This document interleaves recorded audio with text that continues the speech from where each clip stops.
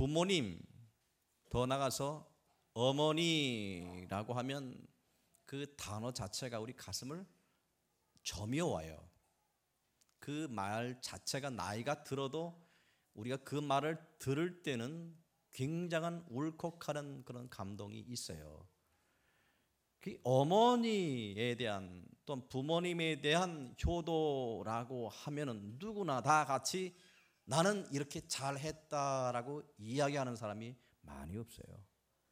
부모에 대한 효도라고 하면 뭔가 부끄럽고 그 부모의 효도에 대해서는 한이 있어요. 좀 더 잘해 드릴 것, 내가 너무 불효해서라고 하는 식으로 우리는 누구나 다 이야기하고요. 살아계실 때 부모에 대한 모든 태도는 만족하게 해드렸다는 사람은 한 사람도 없어요. 그래서 부모에 대한 효도를 이야기하면 다들 부끄러워하고 우리가 뭔가 찡한 감동을 받는 그것이 우리의 모습이 아닌가 싶어요. 중국 문헌 한시 외전에 이런 말이 나와요. 여러분 잘 들으신 이야기지만 나무가 평온하기를 원하여도 바람이 멎지 않고 자식이 부모에게 효도를 다하기를 원하여도 부모는 자식을 기다려주지 않는다. 인간의 생각대로 되지 않습니다. 부모한테 효도하려고 했을 때는 이미 부모님이 안 계신다라고 하는 것. 철이 없을 때는 부모 마음을 아프게 하고 철이 들어서 부모를 좀 공경하고자 싶으면 안 계신다라고 하는 것. 그것이 우리 모든 마음에는 누구나 똑같이 한으로 와 닿고 있고요. 자, 그래서 오늘은 에베소서 6장에 나와 있는 말씀 의미를 갖고 부모에 대한 도리를 한번 생각해 보시고 은혜 받는 우리 모두가 되시기를 주님 이름으로 축복합니다. 첫 번째는 먼저 순종하라라고 하셨어요. 부모에게 순종하라.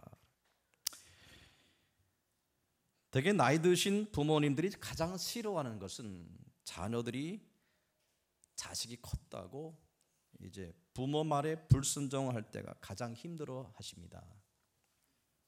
아무리 보아도 인생의 경륜에서 나오는 그 말이 또 두 번째 나를 깊이 사랑하고 아끼는 말에서 하는 말인 것을 우리가 나이가 들었으니까 이분은 이제 학문이 짧기 때문에 경험이 없어서 그 말을 듣질 않아요.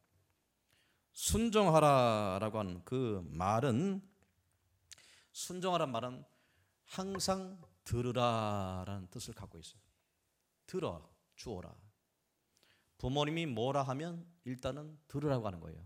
경청하라라고 하는 거예요. 아멘. 하나님의 뜻은 나이 드신 부모님이 뭐라 그러면 일단은 경청하라라고 하는 거예요.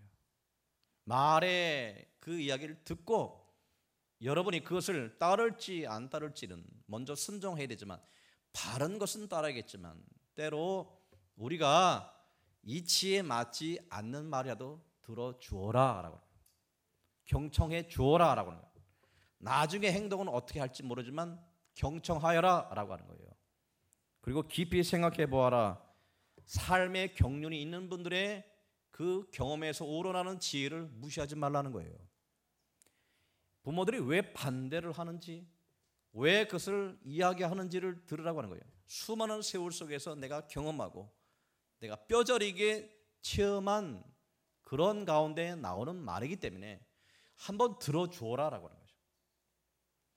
요즘 워낙 전문화 세대고 모든 정보가 홍수처럼 많이 나오는 세대이기 때문에 예전에는 부모님한테 묻는 시대는 지나갔어요. 부모님한테 묻고 어떻게 할까요? 자문을 구하는 그런 시대가 옛날 시대예요. 요즘 시대는 세상에 점점 지식이 더하는 시대예요. 지식이 얼마나 많이 홍수처럼 밀려오는지 집에 보면 오히려 부모님이 몰라요. 세상을 몰라요. 그러다 보니까 자연히 자식들이 부모의 말을 듣질 않아요. 그렇기 때문에 자식들이 부모보다 더 많이 알 수 있어요. 더 많이 지혜롭게 판단할 수 있습니다. 하지만 지식에 대해서는 부족하다 하더라도 지혜에 대해서는 여러분보다 100배 난 거예요. 할렐루야. 부모가 부모한테 뭘 구하느냐면 지혜를 구하라라고 하는 거예요. 지식을 구하지 말고 지혜를 구하라라고 하는 거예요. 삶의 지혜를 여러분 구하고 자문을 구하면 절대 여러분 손해가 없습니다. 아멘. 부모가 가르치는 그 내용을 잘 들어보면 충분히 여러분 곱씹어 볼 만한 그 말들인 것을 기억하셔야 돼요. 그래서 첫 번째 순종이란 말은 듣다라는 데, 듣다. 주님 안에서 부모의 모든 말씀을 잘 경청하시기를 주님의 이름으로 축복합니다. 그러나 주 안에서라는 말씀을 꼭 기억하셔야 돼요. 주 안에서 이치의 말, 맞지 않는 말 또는 때로는 하나님과의 그 관계에서 그 서로 충돌이 되는 그런 말 또는 지시에 대해서는 주 안에서 순종하고 공경하라고 하셨어요. 그렇기 때문에 하나님의 뜻과 거슬 때는 여러분은 먼저 우선권을 하나님께 두어야 된다는 거예요. 아멘. 할렐루야. 이 효도라고 하는 것, 부모에게 잘하라고 하는 것은 모든 민족과 모든 나라의 공통적인 양심법이에요. 어느 나라건 어느 민족건 부모한테 잘하라고 하는 것을 가르치고 있어요. 이거는 사람의 기본 양심법이에요. 양심법이기 때문에 사람은 태어나서 그 사람이 사람 됨됨이가 부모에 대한 태도로 나타나게 됐어요. 이거는 안 믿는 사람이나 불교를 믿는 사람이나 예수 믿는 사람이나 똑같이 가지고 있는 양심의 법이에요. 그렇기 때문에 부모한테 함부로 하는 자는 그런 사람 새끼가 아니다라는 얘기를 들어요. 더군다나 예수 믿는 사람이 안 믿는 사람보다 더 부모한테 못해서 사람만도 못하다라는 얘기는, 개만도 못하다라는 얘기 듣질 말아야 돼요. 아멘. 할렐루야. 안 믿는 사람이 더 우리보다 더 나은 모습을 가질 수 있어요. 그렇지요. 그렇기 때문에 이런 양심법에 대해서는 우리는 좀 더 부모에 대한테 잘 해나가시기를 주님의 이름으로 부탁합니다. 세상 사람들은 부모한테 효도하는 목적과 관점이 부모에 대한 오직 대상, 부모에 대한 그 사랑과 그 관심에 대해서 하는 것도 대부분이지만 때로 안 믿는 사람과 세상에서는 부모에 대한 효도를 가르칠 때 반드시 뭐를 가르치냐면 내가 잘 된다고 하는 거예요. 내가 잘 된다고 하는 것. 어린아이에게 부모의 효도를 가르치기 위하여 그에게 네가 잘 되니까 복 받으니까 부모한테 잘하라고 가르친 거예요. 그래서 나온 것이 제사를 드리라, 상석을 쓰고 명당자를 쓰라고 하는 것이에요. 그러나 예수 믿는 사람은 명당 죽어서 명당자를 잘 쓴다고 그분이 자손이 복 받는 것은 아닙니다. 할렐루야. 오늘 교회 나오신 여러분 잘 들으시기 바랍니다. 복은 하나님이 주시는 거예요. 아멘. 운세로 우리가 얻는 것이 아니라, 세상 모든 이치가 우연으로 돌아가는 것이 아니라 모든 것은 하나님이 생사화복을 주관하시는 분이에요. 우리 그것을 믿는 사람이에요. 우리가 부모한테 살아있을 때는 불효하다가 돌아가시니 그저 명당자리 잘 쓰고 상석 세우고 분봉을 참 멋있게 꾸민다 하여 그래서 복 받는 법은 없어요. 그래서 이야기하기를 살아생전에 잘하라라고 가르치고 있어요. 예수 믿는 사람들은 그 원리예요. 살아있을 때 잘해야 돼. 죽고 나서 그 뒤에 제사를 뻑저짓게 드리고 그저 매년 제사를 갖다가 수십 번 드린다 하더라도 아무 의미가 없다라고 하는 거예요. 복은 하나님이 주십니다. 아멘. 그래서 우리가 순종하다라는 말 외에 두 번째 또 무슨 가르침이 있느냐면, 뭘 가르치냐면 공경하라라고 하는 말씀을 우리가 들을 수 있어요. 자, 2절 보면 내 아버지와 어머니를 공경하라, 이것은 약속이 있는 첫 계명이다라고 하는 거예요. 첫 번째는 순종하라라고 가르치시고 두 번째는 공경하라라고 하는 그런 말인데, 순종이 의지적인 측면이 있다고 하면 공경은 뭐냐면 정서적인 측면이 있어요. 그래서 이 공경의 의미는 히라보로 티마오란 단어인데 이것은 어떤 굉장한 가치를 지니는 대상에 대해서 부드럽고 친밀하게 반응한다라는 뜻을 갖고 있어요. 그래서 이거를 더 쉽게 얘기하면 여러 가지 많은 것을 통해서 해석할 수 있는데, 뭐라 하냐면 영어로 얘기하면 honor, 그러면 한국말로는 존경. 누구에 대한 의무적으로 순종할 수는 있지만, 하지만 그 마음속에서는 존경의 마음이 없을 수 있어요. 겉으로는 하면서 속으로는 싫어할 수도 있어요. 하지만 공경하라라는 의미는 마음으로부터 존경하라는 뜻을 갖고 있어요. 겉으로 보이는 식으로 하지 말라. 내 마음 부모다. 마음을 다해서 진정으로 네가 그 부드럽고 치밀한 반응을 드리라고 하는 거예요. 아멘. 할렐루야. 이것이 성경의 가르침이 틀린 거예요. 좀 더 우리가 진보된 성경의 가르침은 내 부모에게 공경하라는 거예요. 내 부모를 항상 순종하는 것으로 촉하지 말고 마음을 다해서 부모를 사랑하고 존중히 여기라라고 하는 가르침입니다. 할렐루야. 할렐루야. 셀 시바스타의 그 동화책이 있는데, 나무와 소년이라는 그런 동화에 나오는 글이에요.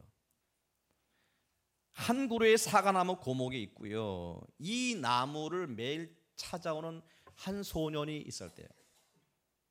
그 소년은 나무를 매우 좋아했고, 시간이 흘러서 소년이 자라서 돈이 필요할 때가 됐는데, 이 소년이 나무에게 와서 자초지정을 다 이야기하면서 돈이 필요한 것을 서로 의논을 했어요. 그러자 나무는 그 소년에게 뭐라고 이야기하냐면, 나의 가지에 있는 사과를 따서 그 사과 열매를 팔아서 돈을 만들어서 쓰라라고 했어요. 소년은 기뻐해서 열매를 따다가 팔아서 자신이 필요한 그 돈의 그 역할을 했어요. 그래서 소년은 기뻤으며 나무도 행복했습니다. 몇 년이 지났습니다. 소년은 거처할 집이 필요했어요. 살 집이 필요해서 그 이야기를 나무에게 했습니다. 했더니 나무가 이야기를, 자, 그러면 나의 몸인 가지를 잘라서 이제 너의 아름다운 집을 지어라. 나무는 기쁘게 자기 가지를 주었어요. 그 소년은 그 나무 가지를 가지고 집을 지었어요. 그리고 행복하게 살았어요. 나무도 즐겁고 행복했어요. 오랜 세월이 흘렀습니다. 소년이 커서 청년이 되고, 나무는 이제 더욱 고목이 되었습니다.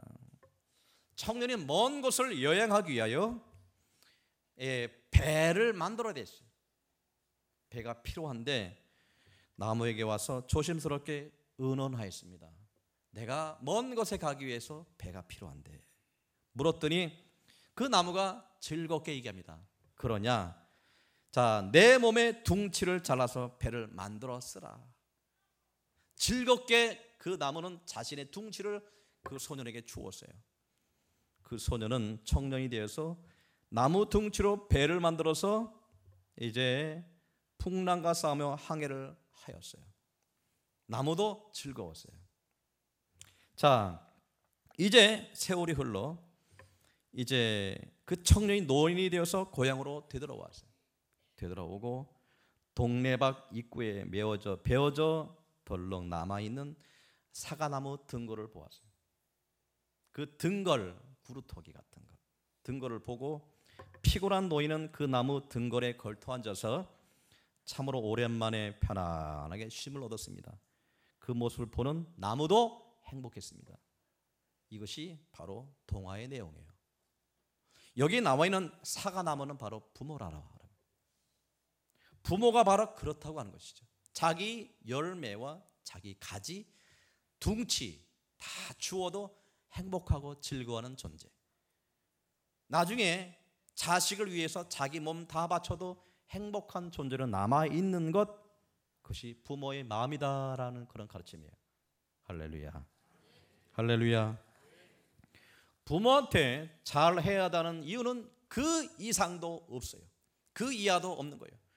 바로 이와 같이 우리가 부모가 누구인지를 잘 알아야 하는데, 부모한테 공경하는 것은 약속이 있는 약속의 첫 계명인데, 10계명은 본래 2개 돌판에 쓰여져 있지요. 첫 번째부터 네 번째 계명까지가 첫 돌판에 써 있고, 5번째부터 10번째 계명까지가 2번째 돌판에 써 있는데, 2번째 돌판의 첫 계명이 내 부모를 공경하라라고 하신 거예요. 내 부모를 공경하라 한 것이, 이것이 약속이 있는 첫 계명이라고 하신 말씀이, 사람에 대한 도리, 첫 번째 하나님에 대한 도리를 첫 번째 돌판에 쓰셨고, 사람에 대한 도리를 2번째 돌판에 쓰셨는데, 그 사람에 대한 도리 중에 최고 우선순위를 갖고 있는 것이 내 부모를 공경하라고 하신 거예요. 아멘. 이것은 바로 하나님의 뜻입니다. 하나님의 명령입니다. 여러분, 부모한테 잘하시기를 주님의 이름으로 축복합니다. 예전에 먹고 살기 힘들 때에 고려장이란 풍습이 있었습니다. 나이 많은 어머니나 아버님을 깊은 산중에 버리는 그런 습관이 관습입니다. 그런데 어느 아들이 늙은 부모를 봉양하지 못하고 지게 어머니를 지고 깊은 산속으로 고려장하기 위하여 어머니를 등에 지게 메고 가게 되었어요. 지게를 지고 깊숙이 들어가는데, 그 지게 타신 어머니가 자꾸만 가면서 꽃나무 가지를 꺾어서 길에다가 던지는 거예요. 그랬더니 그 자식이 물었습니다. 어머니, 무엇 때문에 나무 가지를 꺾으십니까? 표시라도 해두려고 하시는 거예요? 했더니 이제 어머니가 말씀하시기를, 아니다, 나는 가면 못 온다는 것을 안다. 그러나 내가 돌아갈 때 네가 길을 잃어버릴까 봐 내가 그걸 표시를 해두는 것이란다. 이제 그 말을 들은 아들은 하늘이 무서워서 어머니를 모시고 왔다는 거예요. 모시고 오고 잘 봉양했다라고 하는 겁니다. 이것이 고려장에 대한 그런 하나의 풍습이었어요. 제가요, 이런 설교를 하니까 어떤 분이 이런 얘기 하시더라고요. 어떤 나이 많이 드신 분이에요. 저한테, 목사님, 고려장이란 풍습이 어떻게 없어진지 아십니까? 제가 어떻게 알아요? 전 잘 모르겠는데요. 책에도 그런 얘기 없던데. 글쎄, 제 말이 옳은지 모른지는 모르겠는데 들어보세요. 고려장이 없어지게 된 동기는 어떻게 되느냐? 당시 어떤 임금이 어떤 청년에게 자신이 내는 문제를 풀면 고려장을 없애주겠다고 이야기했대요. 그러면서 낸 문제가 뭐냐면, 나무 토막이 있는데 어디가 위고 어디가 밑둥치냐라고 물었어요. 나무 토막이 똑같이 보여요. 도저히 이것이 어디가 위인지를 알 수가 없어요. 그랬을 때 이 청년은 하루만 말미를 달라고 하고 이제 자신의 어머니에 와서 이것을 물었어요. 어머니, 내가 이것을 풀어야만 이제 이 고려장이란 풍습을 우리가 없앨 수 있고 어머니를 우리가 고려장하지 않아도 됩니다. 어머니, 어떻게 할까요? 라고 물으니까 어머니가 말씀해 주시기를, 그 나무 토막을 물 위에 띄워보아라. 물 위에 띄워보면 그러면 밑둥치는 아래로 조금 기울어지게 된다. 그 말을 듣고 이 청년이 왕에게 다음날 그것을 이야기해 줬어요. 그랬더니 왕이 무릎을 치면서, 이런 지혜를 네가 어떻게 얻었느냐라고 했으니 그 아들이 이야기를, 저희 늙으신 어머니가 가르쳐 주셨습니다 라고 했습니다. 왕이 생각하기를, 나이가 들면 쓸모없는 존재가 아니구나, 지혜가 있으시구나 라고 해서 고려장을 없앴다고 합니다. 믿거나 말거나. 문헌이 없으니 제가 확인해 드릴 수는 없고 그런 말을 하시더라고요. 자, 부모는 겉으로 보기에는 기력과 모든 지식과 행동이 굼뜨지만 그 안에 있는 지혜는 모든 경험과 세월로 말미암아 만들어진 지혜인 것을 우리는 부인할 수 없어요. 할렐루야. 그렇기 때문에 나를 위하여 나를 먹이고 입히고 가르치고 자신이 희생한 존재이기 때문에 부모에게 공경하라 라고 가르치는 것이 성경의 원리입니다. 아멘. 말씀을 뵙습니다. 옛날 한 마을에 유명한 효자가 살고 있었어요. 어느 날 이웃 마을에 효자가 있다는 소문을 듣고 자신이 어떻게 더하면 부모한테 효도할 수 있을까 배우기 위하여 그 마을로 이제 보러 갔어요. 효자를 보러 갔습니다. 자, 그 집을 찾아가는데 마침 그는 밭에 일하러 나가 있었고 집에는 어머니밖에 계시지 않았어요. 어머니 하신 말씀이 이제 곧 올 테니 잠깐만 기다려 주세요. 그 청년이 이제 효자가 마을 위에 걸터 앉아서 기다리고 있는데 그 아들이 이제 돌아왔습니다.